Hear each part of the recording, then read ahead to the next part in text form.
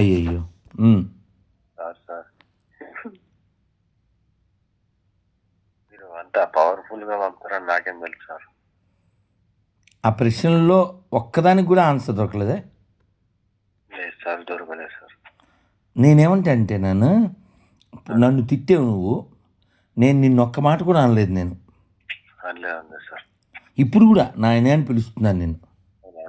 ఇప్పుడు కూడా నేను లైవ్లో నేను ఒప్పుకుంటా సార్. ఒక పుస్తకం మన విడగొడితే అది మంచి పుస్తకమా చెడ్డ పుస్తకమా? ఖచ్చితంగా చెడ్డదే సార్. ఇప్పుడు నేను తెలుగువాడిని, నువ్వు తెలుగుడివి. అవును. నువ్వు హిందువువి, నేను హిందువుని. నువ్వు అదే నువ్వు భారతీయుడివి, నేను భారతీయుడిని. నువ్వు మనిషివి, నేను మనిషిని. మనం ప్రేమించుకోవడానికి ఇవి చాలు కదా నాన్న. మధ్యలో బైబిలు ఖురాన్ ఎందుకు నాన్న? నాకే అనిపించింది ఇంగ్లీష్ దేవుడు మనకు ఎందుకు సెట్ కాడు కదా అని.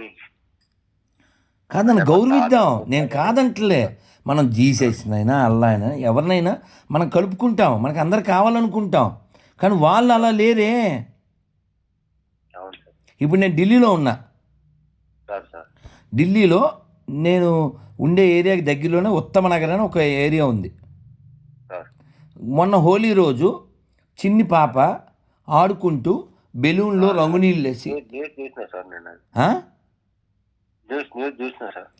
ఆ పిల్లోని ఉట్టిన చంపేశారు నాన్న. అవును సార్, మన ముస్లిమ్స్. అవును సార్. అలాగే మొన్న రఘురామకృష్ణరాజు గారు గుళ్ళోకి వెళ్తుంటే కర్రలకి మేకులు కొట్టి వచ్చిన వాళ్ళకి మేకులతో కొట్టారు. ఇప్పుడు నేనేమంటా అంటే మనుషుల్ని ఇలా ఉన్మాదులుగా తయారు చేసే మతాలు మనకి ఎందుకు అంటున్నా, సర్వే జన అని చెప్పేటువంటిది మన ధర్మం మనకు ఉంది కదా. మనం ఉన్నది నాన్న. ఇప్పుడు నీకు ఎంత వయసు? ఓకేనా? నాకు 51. ఇప్పుడు మనం భూమి మీద 60, 70, 80 ఉంటాం. తర్వాత వెళ్ళిపోతాం కదా నాన్న. ఈ ఉండే కొద్ది రోజుల్లో నాదే కరెక్టు, నాది నమ్మకపోతే నువ్వు నరకానికి వెళ్ళిపోతావు, ఒరే ఆనా కొడక, ఈనో కొడక, పిలకనా కొడక, ఇలా మాట్లాడుకోవడం, ఇలా తిట్టుకోవడం, మన మనసుల్ని, వాతావరణాన్ని, హృదయాన్ని పాడు చేసుకోవడం అవసరమా? అవును సార్. పాడు చేసుకోవడం అవసరమా? ఇప్పుడు నువ్వు రాముడిని నమ్మకపోతే రాముడు నిన్ను వేసేస్తాడా? శివుని నమ్మకపోతే శూలంతో పొడుస్తాడా? లేదు సార్. అలా ఎక్కడా లేదు కదా నాన్న.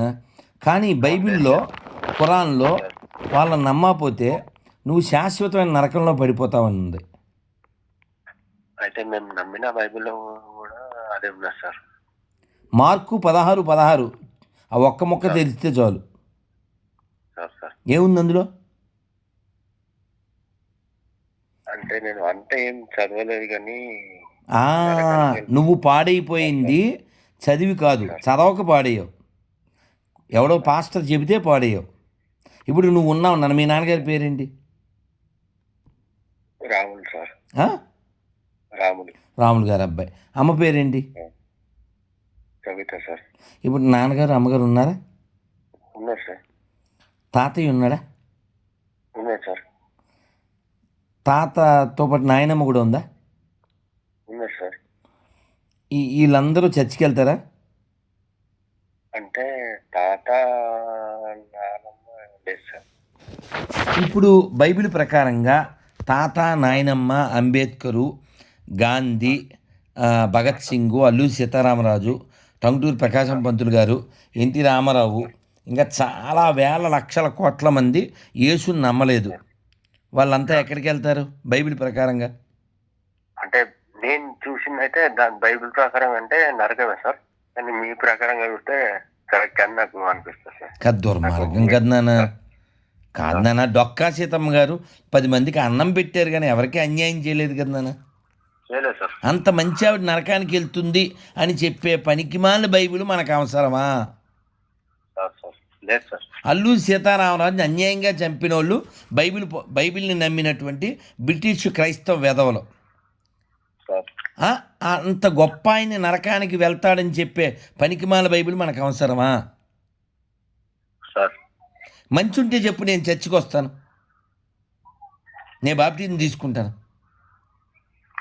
ఎందుకు నాన్న మనకు రాముడు ఉన్నాడు, శివుడు ఉన్నాడు. నువ్వు ఏ జిల్లా? విజయనగరం జిల్లాయా? సార్ బొబ్బిలి కోట పేరు విన్నావా? తెలుసు సార్. తాండ్ర పాపారెడ్డి తెలుసా? తెలుసు సార్. వీర రక్తపు ధార వారవోసిన సీమ వెలనాడు నీదెరా పలనాడు నీదెరా బాలచంద్రుడు చూడ ఎవడోయి తాండ్ర పాపయ్య గూడ నీవోడోయ్ చెయ్యెత్తి జై కొట్టు తెలుగోడా గతమెంతో గణ కీర్తి కలవోడా. చాలా గొప్పది నాన్న మన తెలుగు నేల. మహానుభావులు, వీరులు, యోగులు, త్యాగులు, రచయితలు, కవులు, గాయకులు పుట్టిన నేల నాన్న. ఇంత గొప్ప నేల మీద పుట్టి పనికిమాల బైబిల్ ఎక్కి నువ్వు నన్ను రాత్రి మా అమ్మని నన్ను తిట్టావా లేదా? అయ్యా తప్పైంది సార్. నేను కాదు, నువ్వు చెడ్డోడివి కాదు. తిట్టడానికి కారణం ఏంటి? క్షమించండి అయ్యా. నువ్వు క్షమాపణ కూడా చెప్పక్కర్లేదు నాకు. అయితే సార్ ఒక మాట చెప్పు. మీరు నన్ను కేసు పెడతారు, అది చేస్తారు అని చెప్పి ఏమీ లేదు, కేసు లేదు, పీసు లేదు. నీకేం చెప్పాను నేను మీ అన్నయ్య లాంటి వాడిని అని చెప్పానా లేదా? అవి చెప్పారు. కానీ అంత చెడ్డ మాట అన్నాక కూడా మీరు ప్రశ్నలు పంపిస్తే నేను సమాధానం చెప్పలేకపోయినా సార్. ఎందుకంటే నేను అడిగేది నిజం కాబట్టి. సార్ కాబట్టి నా మాట ఏమిటంటే నువ్వు నాకు క్షమాపణ చెప్పక్కర్లేదు. చెప్తా సార్, తప్పకుండా చెప్తా. మాట జారిన మీ ప్రశ్నలు చూడకుండా తప్పైంది, క్షమించండి. సంతోషం. నేను చెప్పేది మనం మనుషుల్లో బతుకుదాం నాన్న. సార్ సార్ క్రైస్తవుడిలా బతకూడదు, మనిషిలా బతకాలి. బైబిల్లో ద్వితీయోపదేశకాండం అని ఒక చాప్టర్ ఉంది. సార్ నువ్వు చదవలేదు కాబట్టి చెప్తున్నాను. వాడు అందులో ఏం చెప్తున్నాడంటే, నీ తల్లి కుమారుడే కానీ, నీ సహోదరుడే కానీ, నీ కుమారుడే కానీ, నీ కుమార్తెయే కానీ, నీ భార్య కానీ, నీ స్నేహితుడు కానీ ఎవరైనా సరే నీవు ఎరుగని ఇతర దేవతలను పూజించడం రమ్మని నిన్ను వారు పిలిచిన ఎట్లా వారి మాట వినకూడదు, వారిని కటాక్షింపకూడదు, వారి యందు జాలి పడకూడదు, అవశ్యంగా వారిని చంపవలెను. చంపుటకు అందరికంటే ముందుగా నీ చెయ్యి వారి మీద పడవలెను, రాళ్లతో వారిని చావగొట్టవలెను. దేనికి? ఎవరైనా గుడికి రండి అని పిలిస్తే వాళ్ళని రాళ్ళు వేసి కొట్టి చంపేయాలంట. ఇటువంటి బైబిల్ మనకు అవసరమా? లేదు సార్. ఇంకా చాలా స్పష్టంగా ద్వితీయోపదేశకాండం 7లో యెహోవా చెప్తున్నాడు, నీవు ఏ దేశమైనా జయించి అంటే మీరు ద్వితీయోపదేశకాండం అది అని చెప్తాను కానీ నాకు అంత క్లారిటీ ఎందుకు చూస్తాం సార్ బైబిల్ అంత చూడలేదు సార్. నువ్వు అంటే ఇప్పుడు అర్థమవుతుంది కానీ అవి అధ్యాయాలు వచనాలు అంటారు కదా, అవి చూడలే ఎప్పుడు. కాదు నాన్న, అసలు ఇప్పుడు నేను ఓ షాప్కి వెళ్ళాను నాన్న, ఎంత అని అడిగా, 50 రూపాయలు చెప్పాడు. సరే మనం కొనలేమని వచ్చేసాను. వచ్చేస్తే షాపుడు కొడతాడా? లేదు సార్. కొనచ్చు, కొనకపోవచ్చు, మన అది తప్పు కాదు కదా. అవును సార్. ఆ విధంగా ఒక షాపు వాడు నిన్ను ఏమీ అనట్లే కదా. వీడు యేసు అనేవాడిని నమ్మకపోతే మార్కు 16:16లో నమ్మి బాప్తిజం పొందినవాడు రక్షించబడును లేకపోతే శిక్షించబడును అంటున్నాడు. అసలు ఈ పుస్తకం మనకి ఎందుకు నాన్న? ఈ పుస్తకం ఇప్పుడు యెహోవా అని దేవుడు అంటారు కదా, అతని భార్యలు 2 ఉన్నారంట,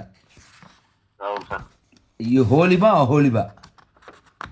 వాళ్ళిద్దరి గురించి స్పష్టంగా బైబిల్లో ఏం రాసి ఉందో తెలుసా? వాళ్ళిద్దరి గురించి ఇదిగో, వాళ్ళిద్దరిని అహరోను, ఇదిగో ఇక్కడ హెచ్కేఎల్ 23 అనే చాప్టర్లో రాశారు. ఒకే తల్లికి పుట్టిన 2 ఆడపిల్లల కలరు, వారిరువురు యెహోవానైనా నేను పెండ్లాడిన నా భార్యలు. పెద్దదాని పేరు ఓహోలా, ఆమెయే సమరియా. రెండో దాని పేరు ఓహోలిబా. వీరిరువురును ఐగుప్తున యువతులుగా ఉన్నప్పుడు వారు వ్యభిచారులయ్యి అక్కడి పురుషులు యెహోవానైనా నా భార్యల చనుమొనలను నలిపిరి, వారి ఎలప్రాయపు కుచుములను పిసికిరి, వీరి వలన నాకు బిడ్డలు కూడా కలిగిరి. కాదు నాన్న, వీడు దేవుడని చెప్తాడు, వాడి పిల్లల్ని ఎవరో పిసికారని చెప్తాడు. ఇది పరిశుద్ధ గ్రంథం ఎలా అయ్యింది? ఇది మగోళ్ళు కూడా చదవలేరు కదా. అసలు చదివి ఉంటే నువ్వు ఇలా అసలు అవ్వవు కదా. ఇలా చదివి ఉంటే నన్ను తిడతావా నువ్వు? అసలు నువ్వు నన్ను తిట్టినందుకు బాధ లేదు. నా మాట విని నువ్వు ఫోన్ పెట్టేశాక రేపొద్దున్న నుంచి ఒక నెల రోజుల లోపల బైబిల్ మొత్తం చదివేసి, నేను చదవదు సార్. కాదు కాదు కాదు, నువ్వు మొత్తం చదివేస్తే అజ్జ బాబోయ్ ఇంత దరిద్రాన్నా నేను ఇన్ని రోజులు నమ్మిందని నీకు అర్థం అవుద్ది. చక్కగా రేపు అవసరం లేదు సార్, నేను చదవను, అవసరం లేదు సార్. పోనీ కనీసం దాన్ని పట్టుకెళ్ళి ఎక్కడన్నా నదిలో పడేసి, గదిలోంచి తీసి నదిలో పడేసి, మదిలోంచి తీసేసి చక్కగా స్నానం చేసి శివాలయానికి వెళ్ళి దండం పెట్టుకురా. సార్ ఇన్ని రోజులు నువ్వు చేసింది శివారాధన, రేపటి నుంచి చేయాల్సింది శివారాధన. మనకెందుకే 12 జ్యోతిర్లింగాలు, 18 ద్వాదశ శక్తిపీఠాలు, 108 వైష్ణవ దివ్యదేశాలు, 5 పంచారామాలు ఉన్నటువంటి గొప్ప నేలలో పుట్టామయ్యా. రాముడు పుట్టిన నేలలో, వాల్మీకి పుట్టిన నేలలో పుట్టి, రామాయణం పుట్టిన నేలలో పుట్టాం, మహాభారతం భగవద్గీత పుట్టిన నేలలో పుట్టాం, వీరులు పుట్టిన నేలలో పుట్టాం. మనకెందుకు నాన్న బైబిల్, మనకెందుకు నాన్న? నా మాట విని రేపు శివాలయానికి వెళ్ళి చక్కగా విభూతి పెట్టుకుని నాకు ఫోన్ చేయి, ఫోటో పెట్టు. ఓకేనా? ఓకేనా? ఉండనా నైనా? హలో, కట్ అయిపోయిందా? హలో, హరే కృష్ణ నాన్న.